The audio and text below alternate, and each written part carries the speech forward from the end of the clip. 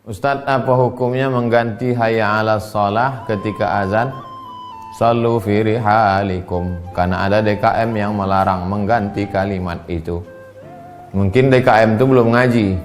Hai DKM, Dewan Kemakmuran Masjid, ketika terjadi wabah, fungsi azan dua. Pertama, ngasih tahu masuk waktu. Yang kedua, ngajak ke masjid. Ketika terjadi wabah, maka fungsi yang satu berubah. Fungsi yang pertama memberi waktu saja, fungsi yang kedua ngajak ke masjid tidak lagi. Makanya asyhadu anna Muhammadar Rasulullah.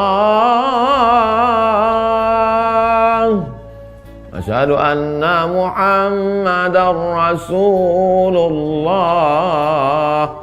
Sallu fi rihalikum. Salatlah kamu di rumah saja. Tak usah pakai bahasa Indonesia pula. Itu sunnah. Nah, jadi dulu zaman Nabi, zaman sahabat, kalau terjadi wabah, mereka gitu. Sallu fi rihalikum. Sallu fi buyutikum. Salatlah kamu di rumah saja. Waktu itu tak ada DKM ngamuk-ngamuk. DKM sekarang nih aja ngamuk. DKM tak mengaji. Pengurus masjid, bapak pengurus ya? Ya. Ngaji tidak? Gaya bukan main lagi. Maju ke depan. Adapun sedekah masjid kita pada bulan ini adalah 200 juta. Itu duit DKM, bukan untuk dibangga-banggakan. Bagikan itu semua untuk kemakmuran masjid. Untuk kemakmuran masjid. Kalau kota itu untuk sedekah, bagikan untuk jamaah fakir miskin yang susah makan. Pula dibanggakan duit masjid. Mudah-mudahan DKM kita mau mengaji. Memang ada pada zaman Nabi tentang itu, kisahnya kisah hujan deras. Di saat orang tidak bisa pergi masjid, hendaknya sallu fi rihalikum.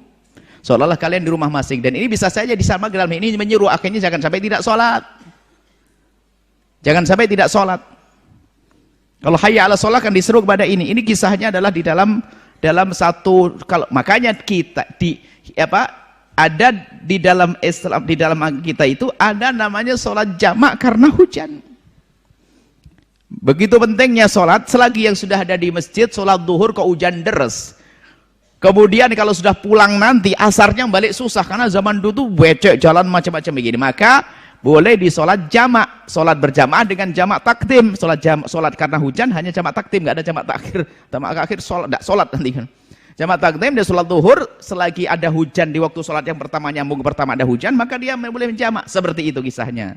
Jadi itu adalah himbauan untuk melakukan sholat, dan ada pada zaman Nabi itu kisah tentang sholat seperti itu, sholat di hujan. Jadi seperti itu. Jadi itu mengingatkan agar orang sholat, bukan hanya sekedar mendengar seruan azan.